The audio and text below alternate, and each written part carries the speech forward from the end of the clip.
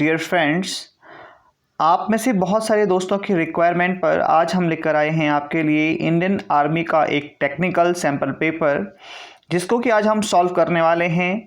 तो यह जो पेपर होता है वह 1 घंटे का होता है और इसमें 50 क्वेश्चंस होते हैं, ये आप सब लोग जानते हैं। और आप लोगों की जानकारी के लिए मैं बता दूं कि इस क्वेश्चन पेपर में हम सिर्फ जनरल नॉलेज और साइंस के क्वेश्चन को ही सॉल्व करने वाले हैं, क्योंकि जो मैथ्स के क्वेश्चंस होते हैं उनको इस तरीके के सॉल्व करना जो है यहाँ पर उतना पॉसिबल नहीं हो पाता है। उनके लिए जो है आपके लिए वाइट बोर्ड से संबंधित वीडियोस बनाई जाएंगी। तो दोस्तों चलिए स्टार्ट करते हैं इन क्वेश्चंस को।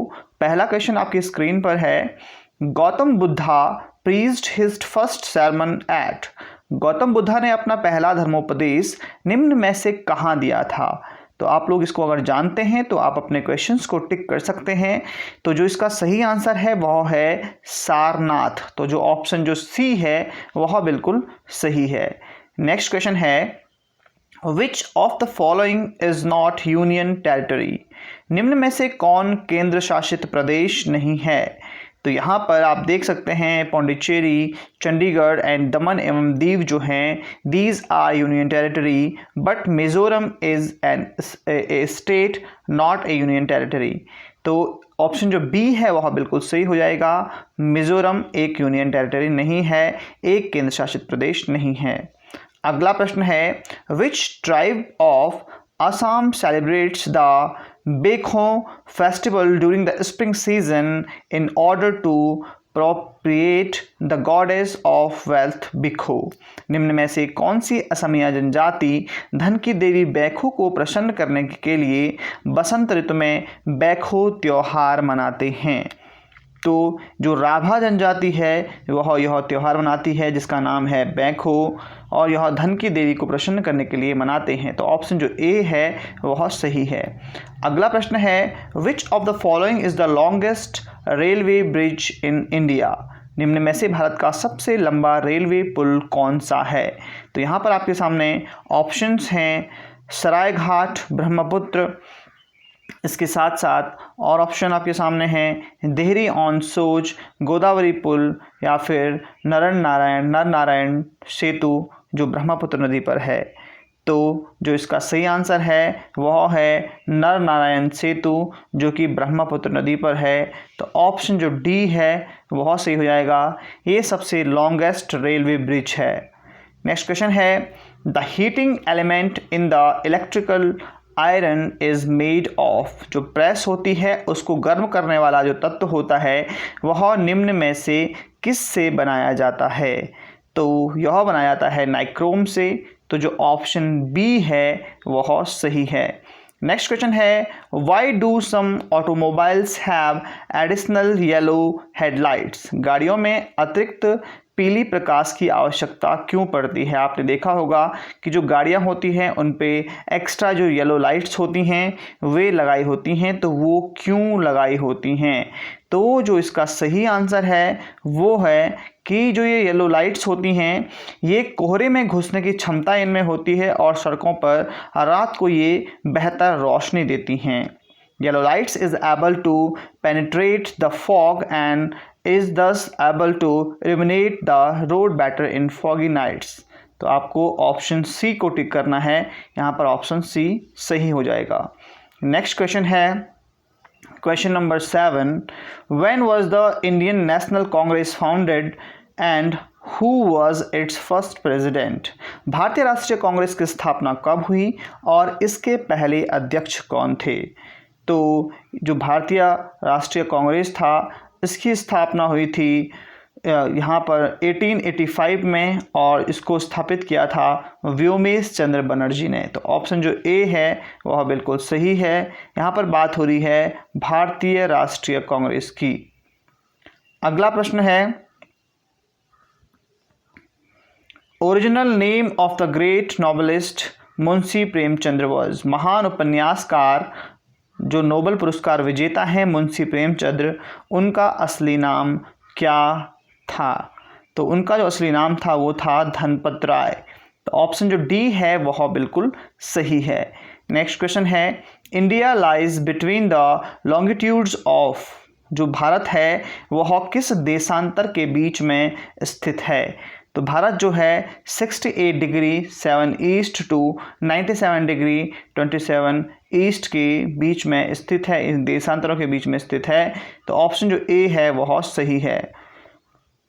नेक्स्ट क्वेश्चन है, which mountain range is situated between river Narmada and Tapti? निम्न में से कौन सी पर्वत श्रृंखला नर्मदा और तापी नदी के बीच में स्थित है? तो यह है सतपुड़ा पर्वत श्रृंखला। तो ऑप्शन जो सी है बिल्कुल सही है, द सतपुड़ा। अब हम आते हैं यहाँ पर जो मैथमेटिक्स के क्वेश्चन हैं उनको हम नेक्स्ट वीडियोस के हेल्प से यहाँ पर कवर करने वाले हैं। इसके बाद जो है हम यहाँ पर साइंस के क्वेश्चन पर आते हैं। पहला जो क्वेश्चन है वह है, किन्हीं दो समतल दर्पणों को किस कोण पर रखेंगे कि आपतित किरण और परावर्तित किरण दोनों एक दूसरे के समांतर हो जाएं? At what angle must the two plane mirrors be placed so that the incident and resulting reflected rays are always parallel to each other? तो यहाँ पर उनको रखना पड़ेगा 90 डिग्री पर। तो ऑप्शन जो डी है वह बिल्कुल सही है।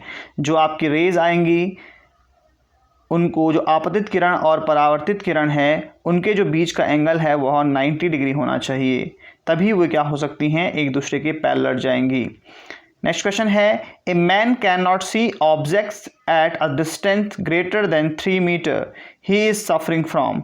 यदि कोई एक व्यक्ति है जो कि 3 मीटर दूरी की वस्तुओं को अच्छे से नहीं देख पाता है, तो वह किस बीमारी से ग्रस्त है?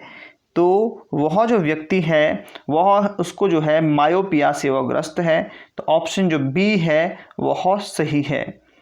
नेक्स्ट क्वेश्चन है question number 28। The ability of an eye to focus on the nearby objects as well as distant objects is called। किसी आँख के निकट और दूर की वस्तु को केंद्रित करने की क्षमता को क्या कहते हैं? तो इसको कहते हैं फ्लेक्सिबिलिटी। तो ऑप्शन जो ए है वह बिल्कुल सही है। जो लचीलापन होता है आँख का, वह जो है क्या करता है, दूर और निकट की वस्तुओं को केंद्रित करने की इसमें क्षमता होती है। तो ऑप्शन जो ए है वह बिल्कुल सही है। नेक्स्ट क्वेश्चन है, minimum value of reflective index is, जो अपवर्तक गुण सूचकांक है उसका न्यूनतम मान कितना होता है? तो उसका न्यूनतम जो मान है वह होता है 1। तो ऑप्शन जो ए है वह बिल्कुल सही है। नेक्स्ट क्वेश्चन है, which property of the medium varies when white layer passes through prism. जो यहाँ पर एक माध्यम है प्रिज्म, तो उसमें कौन सा गुण प्रिज्म के साथ सफ़ेद रोशनी को बदल देता है? वह कौन सा गुण होता है जिसमें जो प्रिज्म पर जब रोशनी पड़ती है तो वह कलर जो है वह चेंज हो जाता है? तो यह जो क्वालिटी है उसको कहते हैं रिफ्लेक्टिव इंडेक्स। तो अपवर्तक सूचकांक जो है, ऑप्शन जो सी है वह सही आंसर है। अगला प्रश्न है, when light moves from rare medium to denser medium then it bends. जब कोई जो लाइट है वह विरल माध्यम से सघन माध्यम की ओर जाती है तो वह किस ओर झुक जाती है? तो वह जो है सामने जो आपका नॉर्मल है उसकी ओर झुक जाती है। जो आपने बीच में जो नॉर्मल माना हुआ होता है उसकी तरफ यह झुक जाती है। तो ऑप्शन जो बी है वह बिल्कुल सही है। नेक्स्ट क्वेश्चन पर आते हैं। नेक्स्ट क्वेश्चन है, 5 लीटर्स ऑफ बेंजीन वेट्स। जो 4 लीटर बेंजीन है उसका जो भार है उसमें क्या वेरिएशंस होते हैं? तो यह जो है more in winter than in summer, यह गर्मियों की तुलना में सर्दियों में अधिक होता है। जो इसका भार है वह जो है गर्मियों की तुलना में सर्दियों में अधिक हो जाता है। तो ऑप्शन जो बी है वह बिल्कुल सही है। नेक्स्ट क्वेश्चन है, a copper disc has a hole if the dice is heated, a copper disc has a hole if the disc is heated the size of hole। यदि हम किसी तांबे की एक प्लेट में एक छेद करते हैं तो गर्म करने पर प्लेट का आकार में क्या परिवर्तन आते हैं? तो यह बढ़ जाता है, इंक्रीज हो जाता है। तो ऑप्शन जो ए है वह सही है।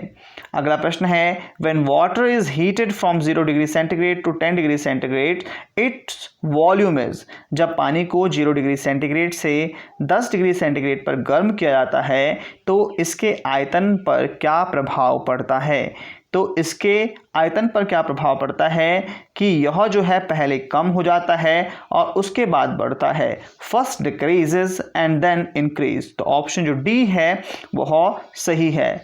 नेक्स्ट क्वेश्चन है, by cutting a convex lens perpendicular to principal axis focal length of each pieces is. किसी उत्तल दर्पण को मुख्य अक्ष के लंबवत काटने पर उसके प्रत्येक टुकड़े की फोकल लंबाई क्या होगी। तो जो प्रत्येक टुकड़ा है उसकी जो फोकल लंबाई होती है वह फोकस के दुगने हो जाती है। तो ऑप्शन जो बी है वह बिल्कुल सही है। 2f वहाँ पर फोकल लंबाई हो जाती है। अगला जो प्रश्न है question number 36, magnification of lenses is 2, size of object is 5 cm, then its image size is। यदि किसी लेंस की आवर्धन जो क्षमता है वह 2 है और एक वस्तु का जो आकार है वह 5 सेंटीमीटर है तो वस्तु का प्रतिबिंब कितना होगा। तो यहाँ पर सिंपली आपके पास जो है लेंस का फॉर्मूला होता है 1/f is equal to v minus 1/u और यहाँ पर m के लिए भी फॉर्मूला होता है m is equal to v/u। तो इन दो फॉर्मूलों का यूज़ करके हम इस क्वेश्चन को आसानी से सॉल्व कर सकते हैं। तो जो यहाँ पर इसका सही आंसर है वह है 10 सेंटीमीटर। तो ऑप्शन जो ए है वह बिल्कुल सही है। नेक्स्ट क्वेश्चन है, ए परमानेंट मैग्नेट, एक स्थायी जो चुंबक होता है वह क्या होता है। तो जो एक स्थायी चुंबक होता है वह क्या करता है, attract some substance and repels others. कुछ पदार्थों को आकर्षित करता है और कुछ पदार्थों से दूर हट जाता है, यानी कि कुछ को प्रतिकर्षित करता है। ऑप्शन जो डी है वह बिल्कुल सही है। नेक्स्ट क्वेश्चन है, मैग्नेटिक फील्ड इज एक चुंबकीय क्षेत्र जो होता है वह क्या होता है।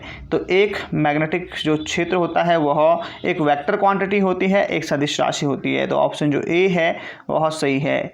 नेक्स्ट क्वेश्चन है, मैग्नेटिक लाइंस ऑफ फोर्स, जो बल की चुंबकीय प्रवृत्ति होती है वह कैसी होती है।